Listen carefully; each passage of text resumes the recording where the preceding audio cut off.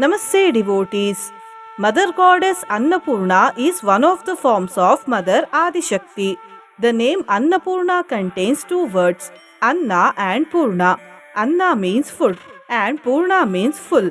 The mother who fills the house with food is called as Annapurna. The Annapurna mantra that we are listening today is a very powerful mantra. This mantra gives Ananda, that is happiness, fulfills all wishes of devotees as soon as possible, and fills the house with foods. Devotees will never have shortage of food throughout the life if he or she listens to this mantra daily.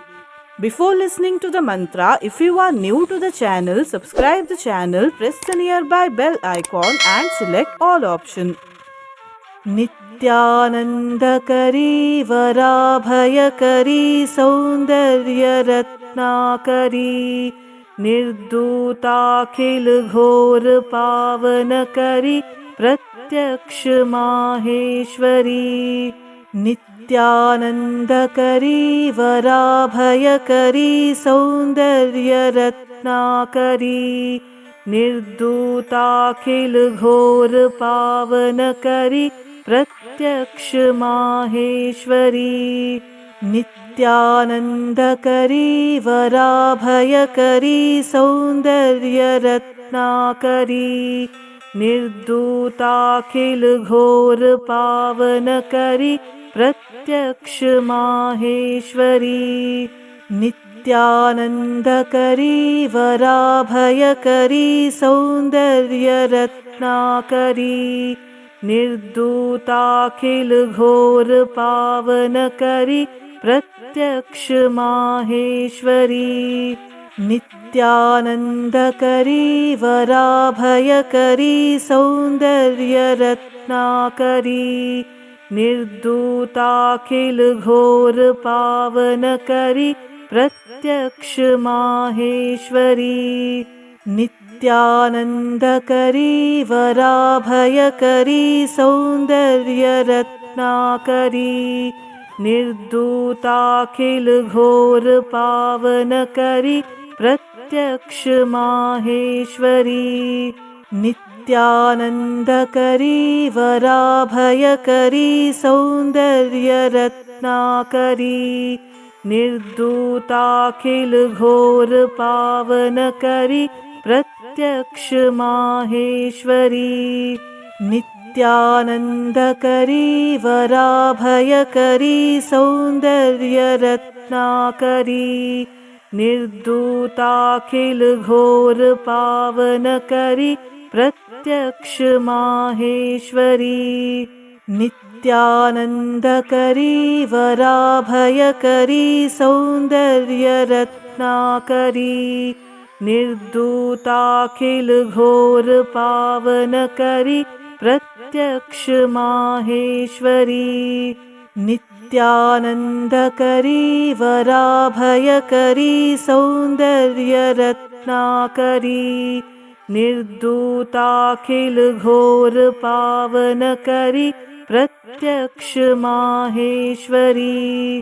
नित्यानन्दकरी वराभयकरी सौन्दर्यरत्नाकरी निर्दूताखिलघोरपावनकरी प्रत्यक्ष माहेश्वरी नित्यानन्दकरी वराभयकरी सौन्दर्यरत्नाकरी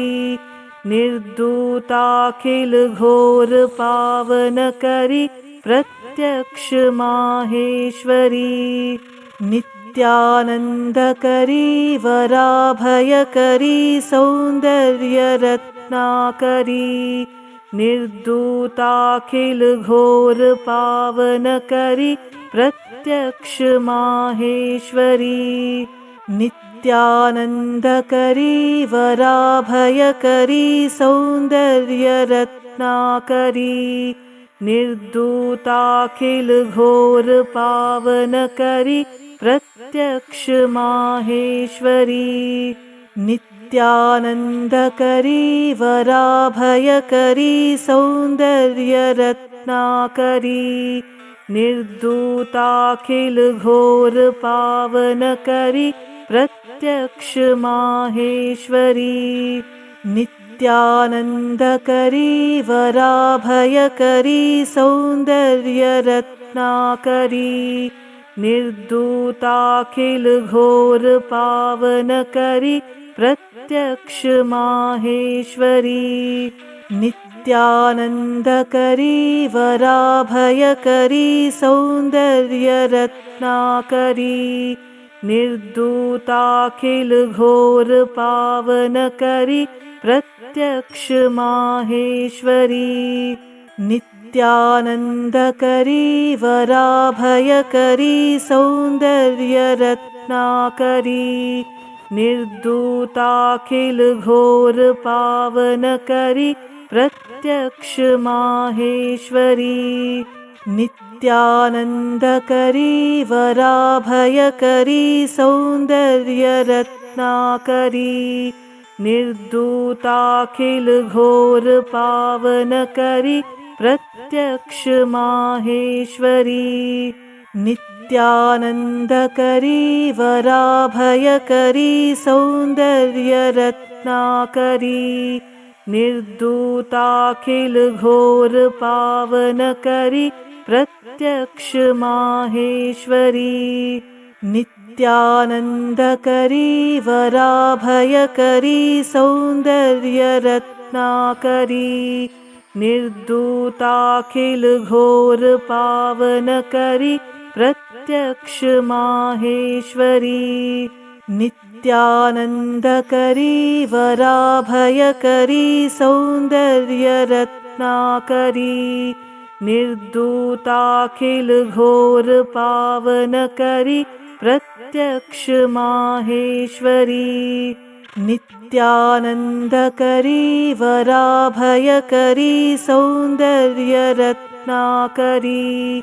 निर्दूताखिल घोर पावनकरी प्रत्यक्ष माहेश्वरी नित्यानन्दकरी वराभयकरी सौन्दर्यरत्नाकरी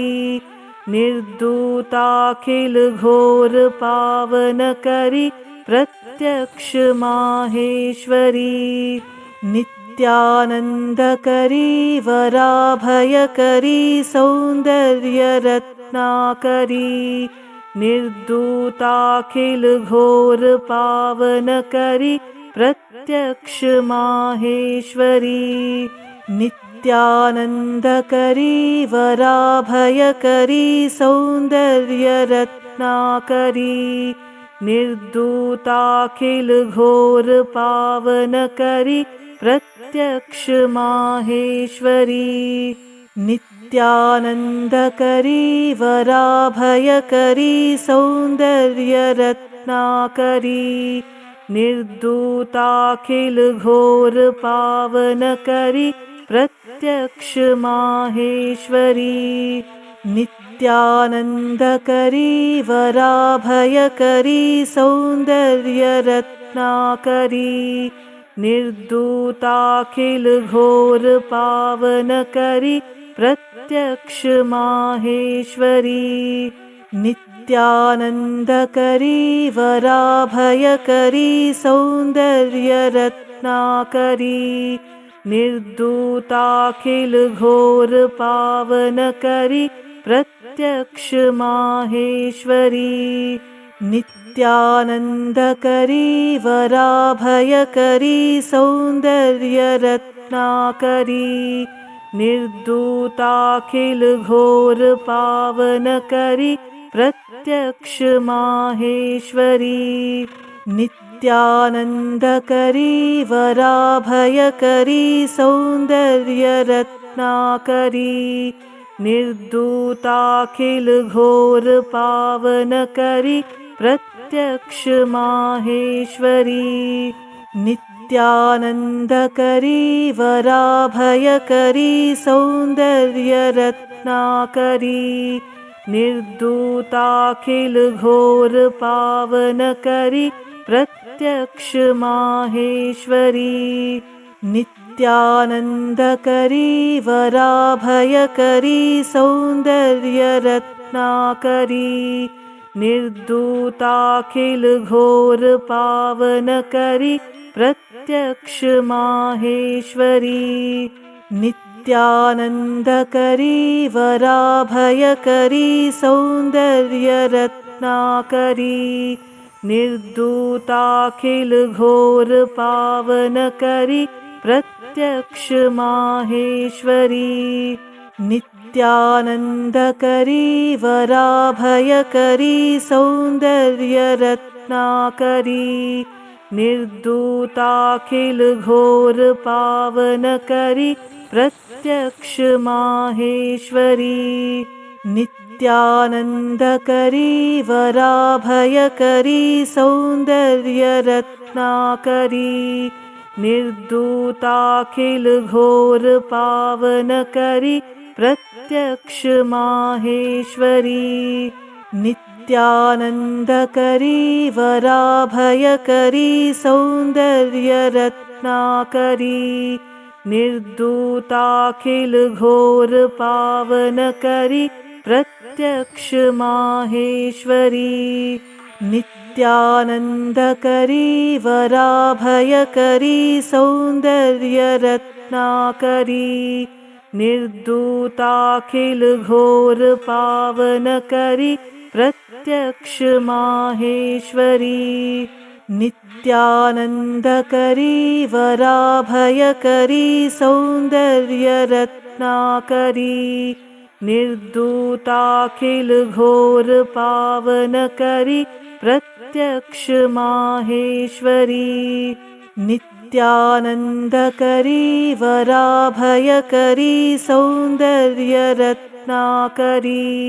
निर्दूताखिल घोर पावनकरी प्रत्यक्ष माहेश्वरी नित्यानन्दकरी वराभयकरी सौन्दर्यरत्नाकरी निर्दूताखिल घोर पावनकरी प्रत्यक्ष माहेश्वरी नित्यानन्दकरी वराभयकरी सौन्दर्यरत्नाकरी निर्दूताखिल घोर पावनकरी प्रत्यक्ष माहेश्वरी नित्यानन्दकरी वराभयकरी सौन्दर्यरत्नाकरी निर्दूताखिल घोर पावनकरी प्रत्यक्ष माहेश्वरी नित्यानन्दकरी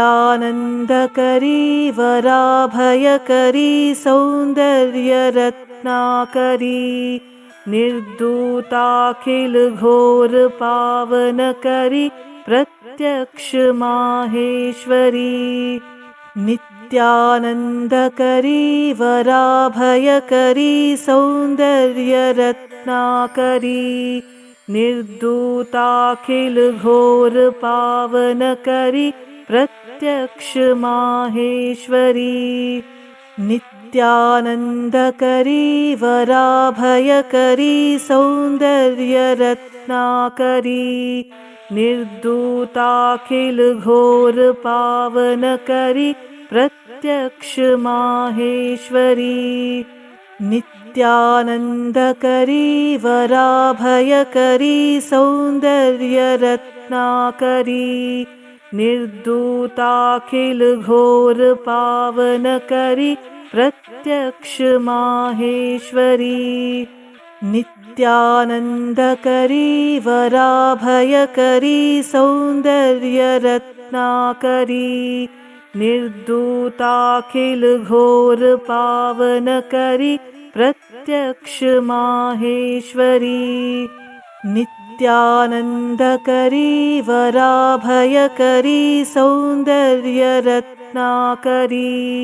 निर्दूताखिल घोर पावनकरी प्रत्यक्ष माहेश्वरी नित्यानन्दकरी वराभयकरी सौन्दर्यरत्नाकरी निर्दूताखिल घोर पावनकरी प्रत्यक्ष माहेश्वरी नित्यानन्दकरी नित्यानन्दकरी वराभयकरी सौन्दर्यरत्नाकरी निर्दूताखिलघोरपावनकरी प्रत्यक्ष माहेश्वरी नित्यानन्दकरी वराभयकरी सौन्दर्यरत्नाकरी निर्दूताखिलघोरपावनकरी प्रत्यक्ष माहेश्वरी नित्यानन्दकरी वराभयकरी सौन्दर्यरत्नाकरी निर्दूताखिलघोरपावनकरी प्रत्यक्ष माहेश्वरी नित्यानन्दकरी वराभयकरी सौन्दर्यरत्नाकरी निर्दूताखिलघोरपावनकरी प्रत्यक्ष माहेश्वरी नित्यानन्दकरी वराभयकरी सौन्दर्यरत्नाकरी निर्दूताखिलघोरपावनकरी प्रत्यक्ष माहेश्वरी नित्यानन्दकरी वराभयकरी सौन्दर्यरत्नाकरी निर्दूताखिलघोरपावनकरी प्रत्यक्ष माहेश्वरी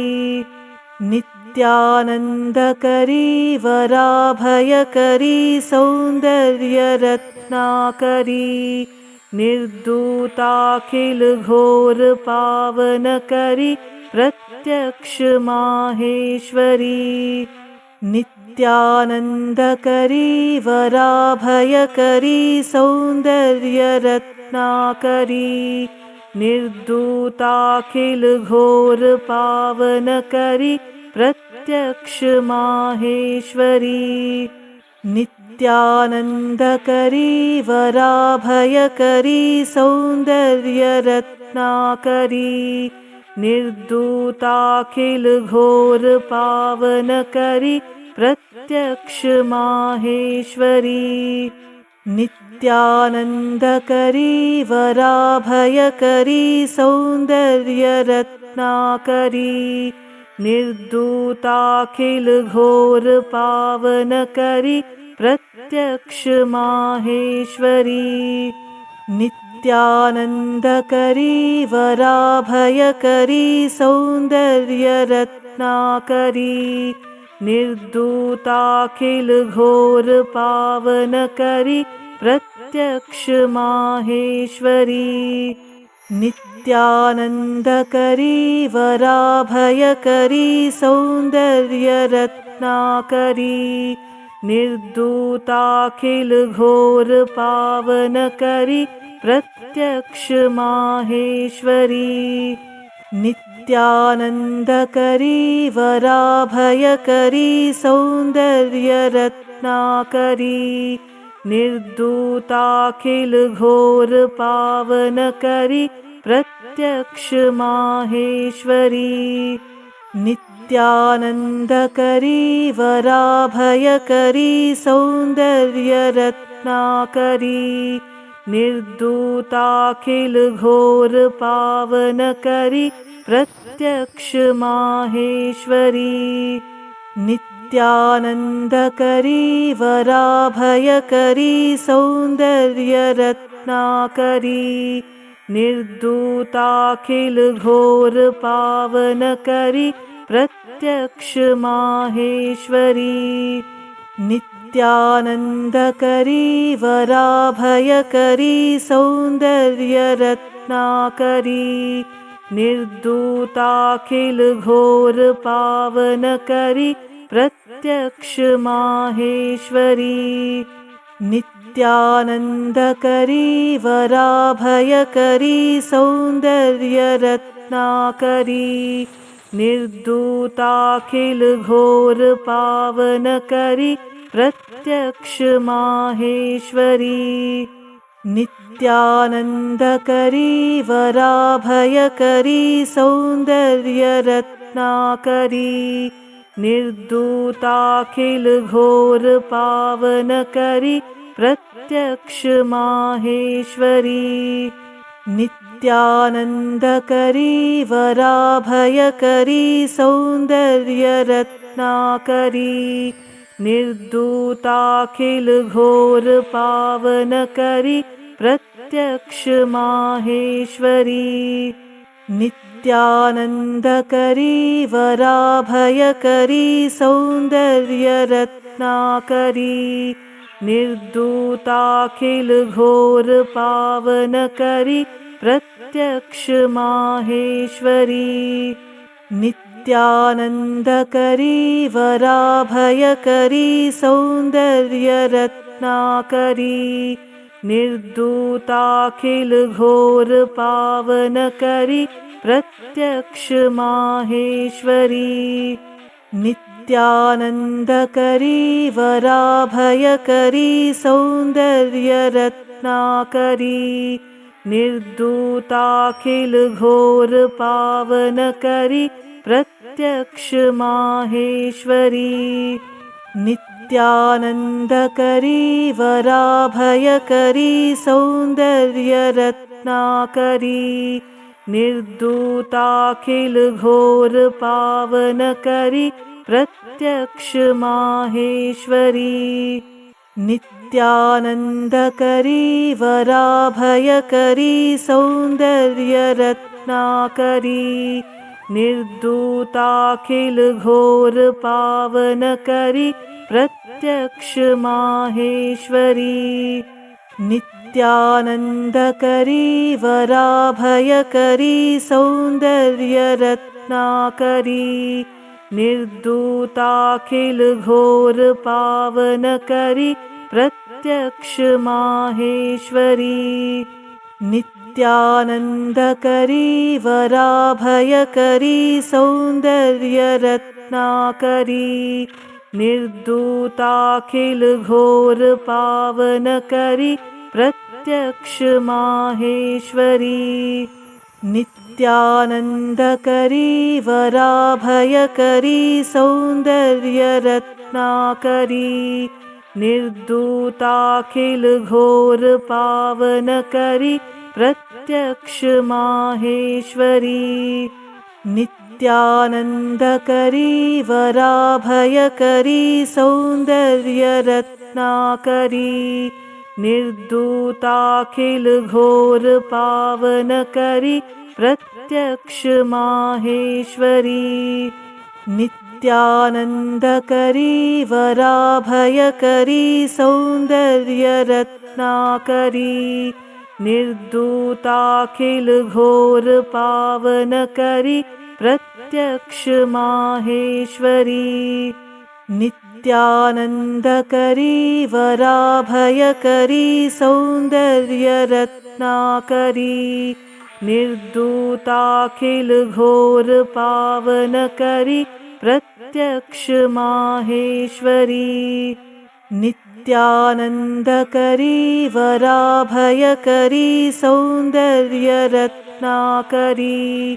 निर्दूताखिल घोर पावनकरी प्रत्यक्ष माहेश्वरी नित्यानन्दकरी वराभयकरी सौन्दर्यरत्नाकरी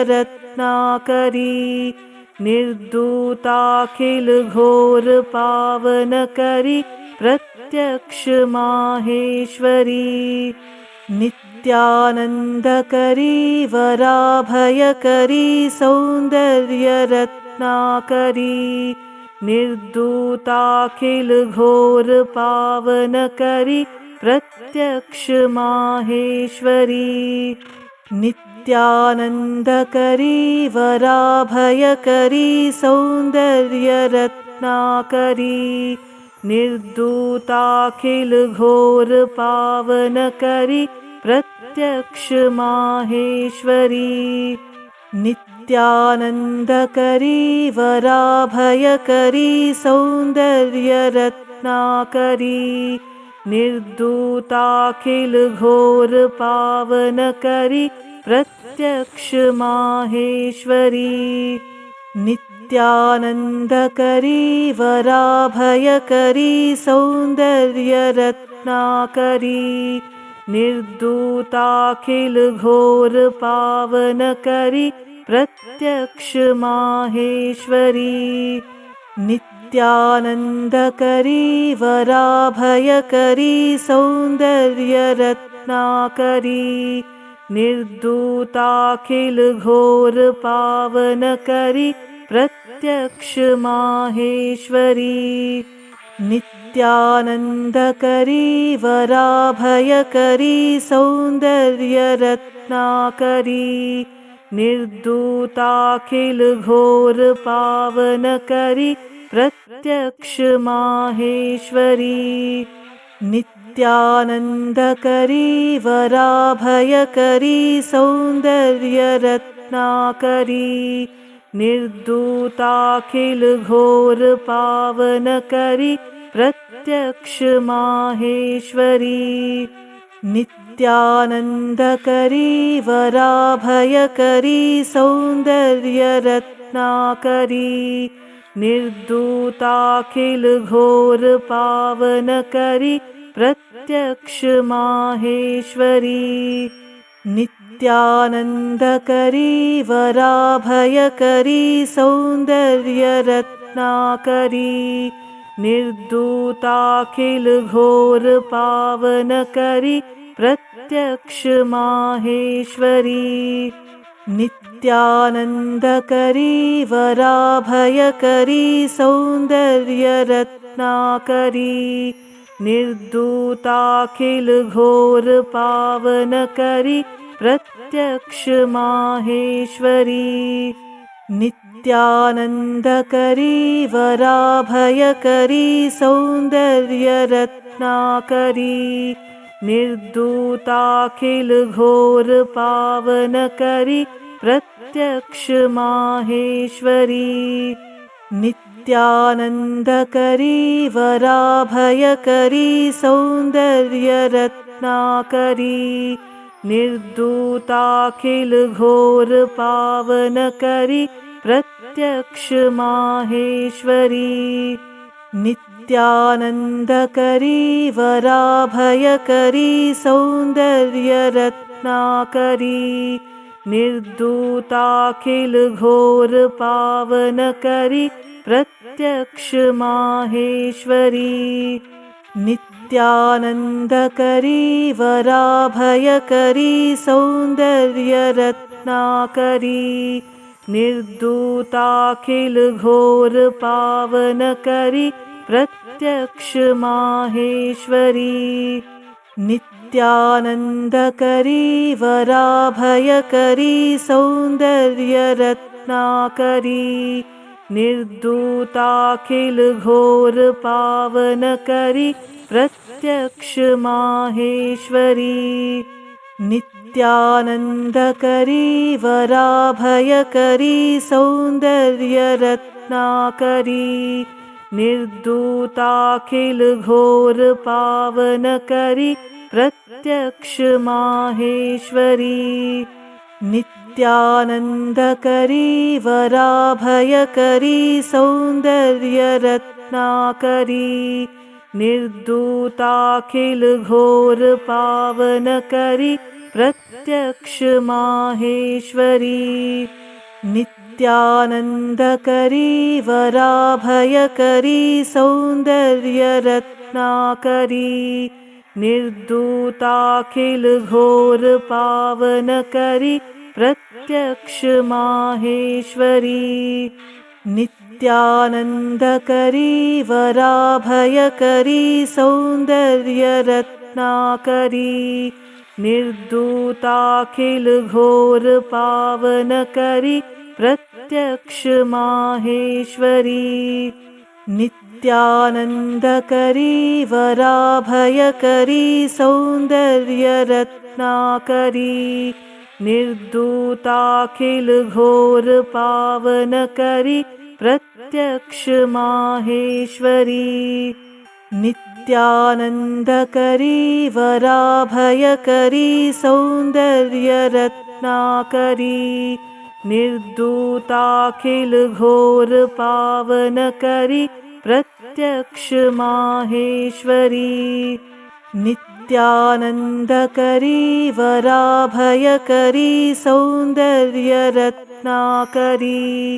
निर्दूताखिल घोर पावनकरी प्रत्यक्ष माहेश्वरी नित्यानन्दकरी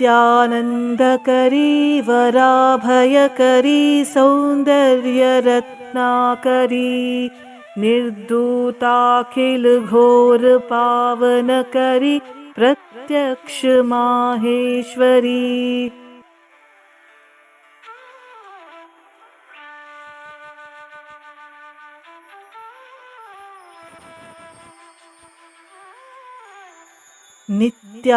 नित्यानन्दकरी वराभयकरी सौन्दर्य रत्नाकरी निर्दूताखिल घोर पावनकरी प्रत्यक्ष माहेश्वरी नित्यानन्दकरी वराभयकरी सौन्दर्य रत्नाकरी निर्दूताखिल घोर पावनकरी प्रत्यक्ष माहेश्वरी नित्यानन्दकरी वराभयकरी सौन्दर्य रत्नाकरी निर्दूताखिल घोर पावनकरी प्रत्यक्ष माहेश्वरी